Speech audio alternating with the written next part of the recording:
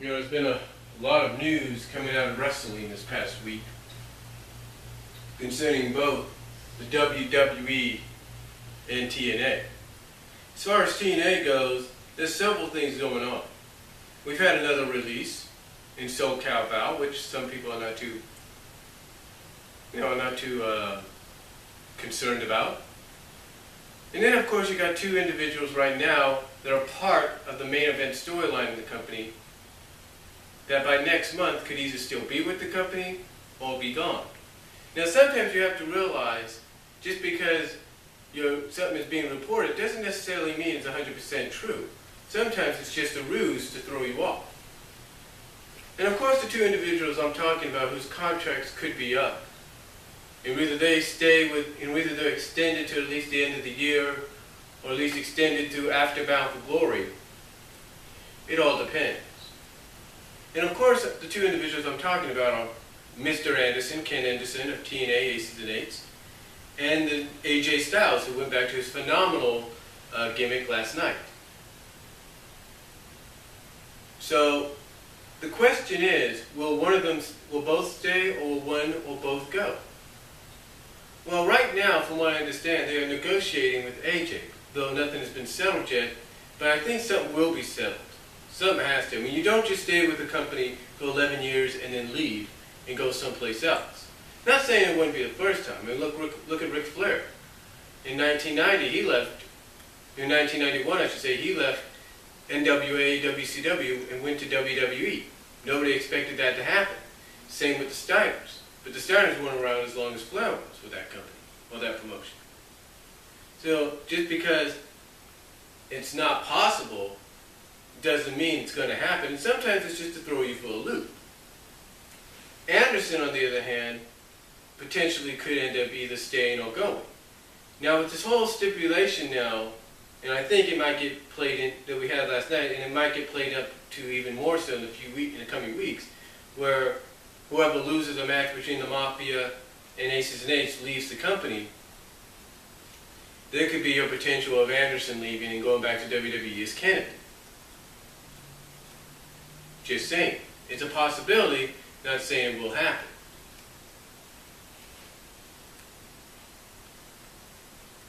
So, that's what's going on with TNA right now. And also recently, TJ Perkins, aka Manik, I guess signed a new contract, or at least an extension on his original contract, to stay with the company.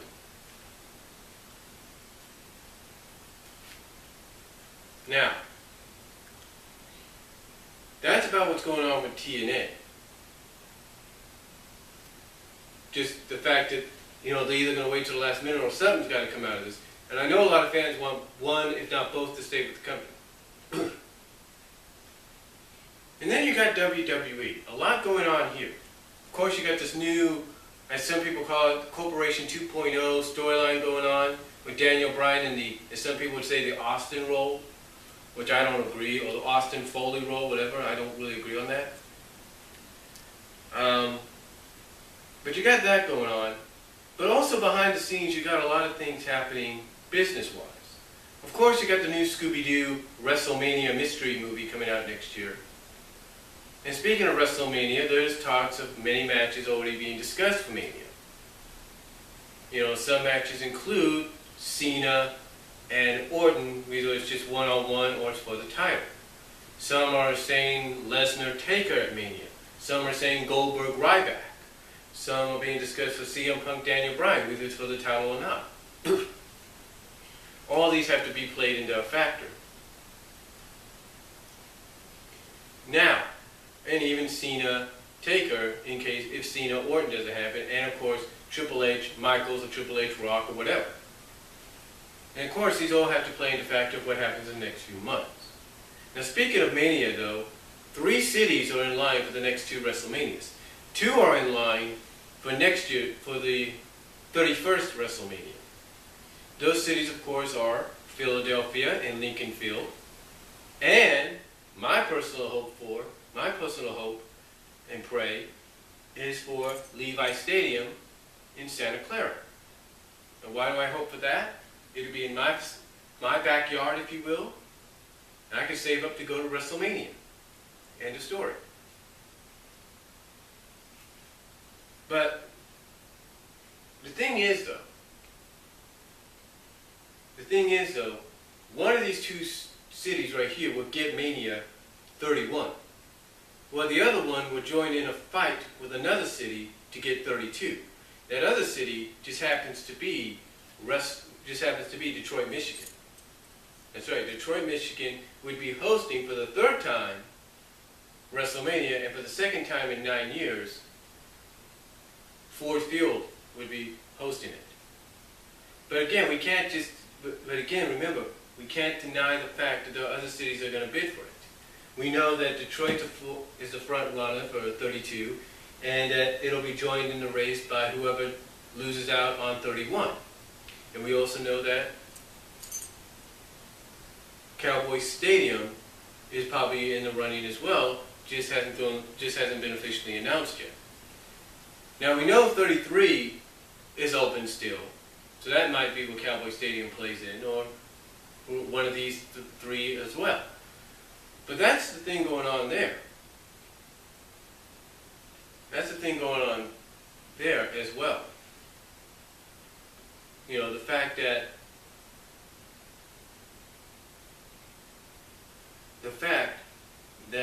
WrestleMania is being discussed for one of those areas.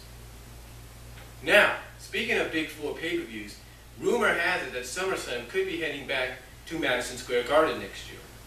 They might say, well, why would we be heading back to Madison Square Garden? Well, it'll be the 27th anniversary, but still, they'd be heading back to where it started, and that's MSG. But will it? We'll find out later on. And it seems also that the Hell in a Cell pay-per-view, well, let's just put it this way. If you're going to be attending Hell in a Cell this year, save your ticket stubs, because it could be the last time Hell in a Cell's ever brought to us as a pay-per-view, because word going around is they might want to try to save it again as just being a gimmick match done for certain occasions, like to end feuds or something. But that's the news coming out there.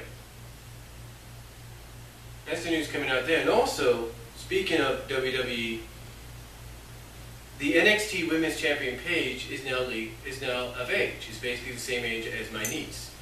So now she could be called up to the main roster in the next maybe few months. Who knows? Why? Because rumor going around is Paul Heyman is now considering representing a diva, or in this case, an anti-diva. Who would that be? We don't know. Another diva that might be called up real soon is Ginger. I think that's her name is, or whatever her name. I can't think of her name right now, but basically she's tweeted a photo of her hair being dyed the same color as Sheamus, and that she might be brought up with him in the near future. And of course we know about Cena being out 4 to 6 months, but it might be sooner than that. According to reports, the injury was bad, but wasn't as bad as they thought, and from what I understand, and there's a possibility, not saying it's real, not saying it's 100%, but it's a possibility that he might come back sooner, especially if they do need him. I mean, backstage, everybody's being told to step up while he's gone. Step up while he's gone. Another rumor going around is Ryback might be going back to babyface, and this has something to do with tying into his bullying gimmick. And the reason for that is because the merchandise people have been told to start working on some new material and merchandise for Ryback to be sold. And usually in indications, from what everybody's reported, this means that individual that's going to have more merchandise sold is in line for a push, but not just a push as a heel, but a push as a babyface.